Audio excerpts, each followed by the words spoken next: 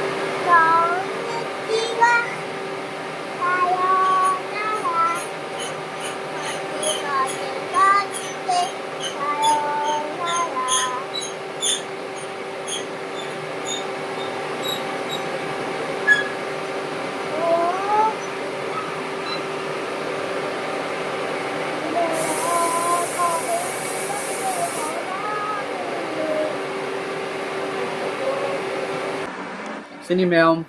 ayuk sida ma'am da ina water supply da ising thajabase ma'am dang hatang yiganjinbagi maramna ma'am sigi video si semjabani. Ma'am sida akoigi mamang da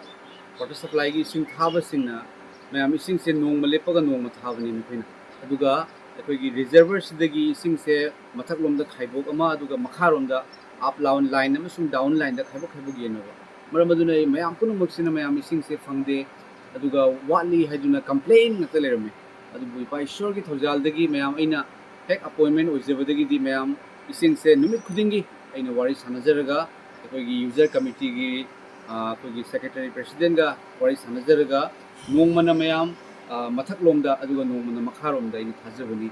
aduga hana minute 45 minute tharambado mayam huji aina pung amaga makhai thabani amasung mayam punamakna ising marang yamna kaire amasung dayanna ising tharapudagi yam nungaire haiduna haibirei mayam amasung reel ka semaga aigi mamingda thagatpirapsu yawe mayam asuki mati haraujei maramdi masai ipa ishorna aingonda pinabibani aduga khwaidagi hena mayam aina haraujabase akogi ising pithakpa haiba thabak ase mayam ase akogi yamna nungsiba thamoigi mari kanagumba ma yumda lakpa matamda koina ahanmada ising glass ama hana puthokpodo mayam ko amasung yamna mase nungsiba aram khauram ma kokhanbagi thabak haibadi ipa ishorna aingonda mahaki blessing ase hena aingonda happy nabagi damakta aibu nungsibibagi maramna aingonda ipana afaba thabak se aingonda tawhanbibani haibase mayam ai khanjai bible na hai ahan badane khoina ishorgi ningthau leiba amasung ibungo mahaki dharma chenba du thiu aduga pot pomnamak ase ne khoida hapchin bigani hai mayam ishorgi ningthau leiba ipa ishor taibang malem khuding mapul sarga malem taibang panu bulai shem biba hariba ipa ishor amasu mahaki machan pa oduna lakpiba Prabhu Jisu Krista mahakna loibi kiba kalvari gi cross ta khang kiba do mayam ekubi dharma chenbo henbi ne bigidamaktani hariba Jisu Krista mahak ado mahaki nungsiba mahaki achumba mahaki thaurang ado mahaki loibi kiba do khangu thajo aduga pot pomna masine koida hachin bireto mayam aina ipa ishor gi thogol tawba hobjerakpa leita laira singda ina ngamjabagi matung ina leita na mateng pangba haujarakpa aingonda ipa ishorna uhanbiba sakhi testimony sing phongdokchaba haujarakpa amasung afaba wapau phongdokchaba haujarakpa matamdagidi ipa ishorna ahanbadane khoina ishorgi ningthau lebak amasung mahaki dharma chenba du thiwa duga pot pumnamak hapchin bigani haibdo hapchin birakpani haina mayam ai khanjai ai faujai mayam ahanbada aina thabak tawjarakpase mayam Aurangabad Maharashtra dagi fire engineering and safety management hairiba diploma ama tawjaraba matungdagi mayam Gujarat Surat Haryana Panipat Tripura Agartala Assamgi Bongaigaon West Bengal na chingma pham mayamda tawjarakpani adubu lapi haina ai khanjarami adubu ipa ishorgi thorangdagi aigi hek yum manakta water supply gi thabak sida tawhanbire mayam yam thagache mayam ai huji tawjariba thabak se salary fangdri ai 2022 gi August gi aigi keno ming chanba hobani ko akogi keno tawba hobani aigi thabak sigi damakta apply tawba hokibani ado aina thabak se handak kharani sida salary changani haina di hai panchayat secretary na chingba su loina koina haina boloire ado mayam na sudum prayer ningsing view aigi handaki Christmas numita akoina awana taraba blanket yengda buse mi chamda yum chamda sika su namanbina bagi damakta masini mayam ngayaktang yenganjarakpani ayo sida ipana aingonda tawhanbiba ohenbiba thawgalni aduga bible na hai mayam Colosia da nekhoina kariguma thabak ama tawba taragadi puking changna taw hai puking changna taw tawdaba yadabagi mawongda ai thabak tawraga su beton fangnabagi ni haiduna matam loiraga loire haiduna natte adu tawningna taw maramdi mathaktagi ipana soidana mana pirakani haiba mayam amasung mayam nasu afaba thabak habis tawradi mayam nasu thagat pirai mayam puna mga thagat lei mayam amasung minit nifu mga tharam bodo pung ama makai thajarapani singse am thagachari mayam sini mayam da uhanjaning mani aduga adom gi thamoi bu thagot chaningi Prabhu Jesus Christ mahak ahing bani mahak na punamak uri bani ekoina nongmagi numitta thabak suba matamda sarkar gi thabak private gi thabak yum gi thabak ingkhol gi thabak tongan ba thabak mayam ama lei adubu adomna ishor leksem bi mapu gi thabak suba kaubiganu taibang panbigi oiba thabakti amuk loikhigani mayam adubu ishorgi oiba Jesu Christ gi oiba thabakti kaidongwei desu loiroi hingingai desu mathau tai aduga thawaiga hakchanga khainaraba matung desu mathau tai mayam Jesu Christ gi thabak tawbiu karino Jesu Christ gi thabak Jesu Christ kanano khangdaba singda afaba wapau ishorna ai nangbu nungsi Jesu na lakhibuda mi oibagi damaktani Christmas ki matam Christmas haibase akoina light thanabagi gadi Christmas ki tree tawnabagi Santa Claus thamnabagi gadi light macha tawraga fajahanbado aduna khakta Christmas nate ad Christmas haibadi mioi babu kanbinabagi damakta ishorna taibang panda lakpibasini pokpibasini mayam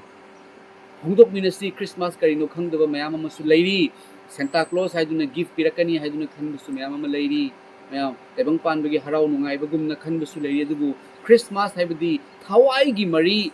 ishorna aikoida kanbinabagi damakta masanupa thabirakpa thawai bu kanbinabagi ishor ga khogi gi mari samjanaba yabagi haiba numit haiba matamaduni Prabhu Jesu na kari tawkre haiba phongdokpiu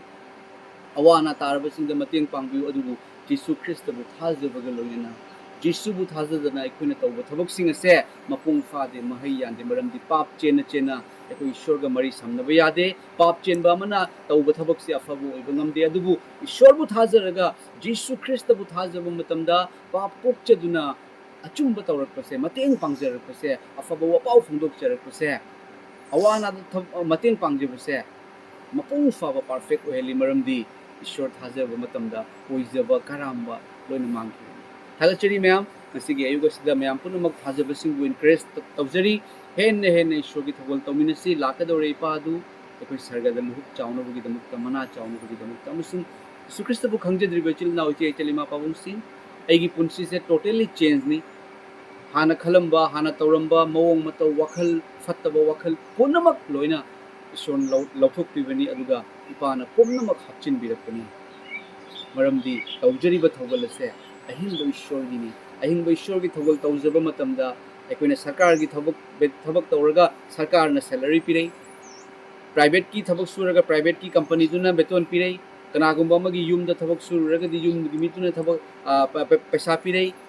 chekon da chalaga check suruba taraga di mekoi gi duga thabak tawriba chauba singna paisa pirai ishor gi thabak tawrakpa taraga di mahakna pirakka dawriba se everything punamak pirakani hai me thaujal an thaujal ing thaba harauba wat da padaba ꯃꯤꯉꯣꯟꯗ ꯄꯤꯊꯣꯛꯄ ꯉꯝꯕꯒꯤ ꯄꯥꯡꯒꯜ ꯄꯨꯝꯅꯃꯛ ꯄꯤꯔꯛꯀꯅꯤ ꯄꯤꯕꯤꯔꯛꯄꯅꯤ ꯑꯩꯉꯣꯟꯗ ꯄ꯭ꯔꯚꯨ ꯖꯤꯁꯨ ꯈ꯭ꯔꯤꯁꯇꯅ ꯑꯗꯣꯝꯗꯁꯨ ꯍꯦꯟꯅ ꯍꯦꯟꯅ ꯂꯣꯏꯅꯕꯤꯕ ꯑꯣꯏꯔꯁꯤ ꯄ꯭ꯔꯚꯨ ꯖꯤꯁꯨꯒꯤ ꯊꯧꯒꯜ ꯑꯗꯣꯝꯁꯨ ꯇꯧꯕꯤꯌꯨ ꯅꯣꯡꯃꯒꯤ ꯅꯨꯃꯤꯠ ꯑꯃꯗ ꯏꯁꯣꯔꯒꯤ ꯊꯕꯛ ꯇꯧꯈ꯭ꯔꯕ꯭ꯔꯥ ꯇꯧꯗꯕ꯭ꯔꯥ ꯈꯟꯕꯤꯌꯨ ꯄ꯭ꯔꯦꯁ ꯗ ꯂꯣꯔꯗ ꯄꯨꯝꯅꯃꯛꯄꯨ ꯏꯁꯣꯔ ꯂꯣꯏꯅꯕꯤꯕ ꯑꯣꯏꯔꯁꯤ ꯑꯃꯦꯟ